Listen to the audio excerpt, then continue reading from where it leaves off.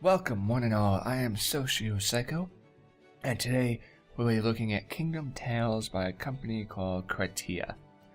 Now, my first gripe about this game, being it is a PC game, is that there is a 10 character limit on your name. As you look below, I couldn't even finish my own name, missing an O at the end. And that's quite stupid, I feel, for being a PC game. Now, whether this was a phone or a tablet port or whatever the case is, it's on PC now, and so it will be judged as a PC game. When we look into the settings here, the settings are very bare bones for this type of game, which is fine because the game graphics don't always need to be the most fleshed out for a game to be good. We look at the volume, and the volume I have set pretty low, and it's not low for video recording purposes. It's low because anything higher is insanely loud. When I have a music volume at 20, it felt and sounded like it was at 80, and that's just silly. As well as, if you do get this or considering, make sure you turn on the HD graphics, as it wasn't selected, which again is just silly. But you should always go into your settings and make sure you have the proper settings for your computer to maximize. When we look into achievements, it's very basic, and so I want to show you it. Tutorialship, you earn this achievement by promoting a worker. It's one of those congratulations, you've completed a level type deals. Now when we go into the actual game, I will say that I've only gotten up to level 19. I haven't finished level 20 out of 45 levels. And the reason why I haven't gone any further is because it's like pulling teeth.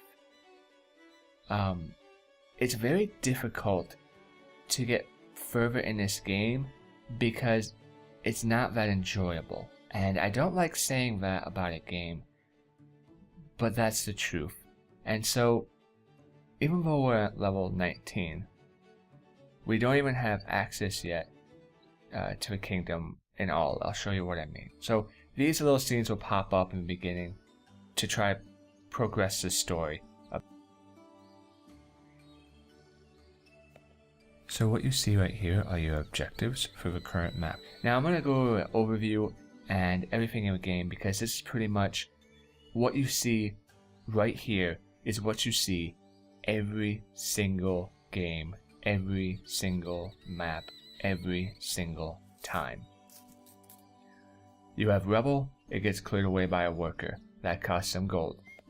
You have 4 different things. Fighters take care of wolves, bears, scorpions, animals, and the like. Wizards remove curses put on buildings which stop production by evil sorcerers, and they clean out evil sorcerers like these ones. Builders run around and build buildings, and tax collectors pick up taxes. Not very complicated. Now, as you see, we have gold, wood, magic, and happiness. For a hut to produce gold, which you can upgrade huts to increase the gold income that is produced, they'll have a water symbol. The peasant will run off, grab some water, and come back, and it'll give you happiness.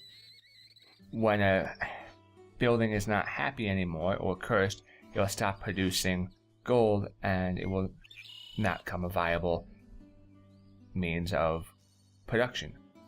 Now when we look into how to get more lumber, you go into a stone cutter, you build it, costs money, and as you also see, we don't even have access to 2 other things here. This is level 19, and we still don't even have access to all the things in the game, and this is a very simplistic thing. It's not like, oh, there's so much to learn, or it's going over well. No, it's just sad. So let's build a stone cutter, and then each building can be leveled up to 3, as you see with stars there. And this is level 19. The mechanics are the same each level, and we just now unlocked the availability, the honor, if you would, of getting our stone cutter up to grade 3, which allows a decreased cost of resources. so we can gather up resources here, produce minerals, cost 900, and we'll get 600 wood. It's a lot cheaper than it would be at a level 1 stonecutter. So what you're seeing here is pretty much the entirety. You don't control your minions, there are preset commands which they'll go and carry out. This game is entitled as a time management game, which would be fine if it actually filled in all the time management. As you can see here, I'm kind of just sitting around, and there'll be a lot of that every level, where you have to get enough gold to get enough wood to build a house, to then spend money on the current game objective. As objective here is build a house, and we go into homes, and we don't even have our homes yet. We're 45% or so through the game, and we just now unlocked this level of house. So as far as the game mechanics go, this is what you see, this is what you get. It's very simplistic, it's very down to it. As you see, this building here just got cursed, so we heal it with magic. Magic is gained per turn by having a magic tower. We go into magic and laboratory, but as you also see here, we don't even have unlock access to that because we haven't progressed far enough in the story to unlock those. I am at a standstill as to what to even say, because everything you see right here, right now, this is the entire game.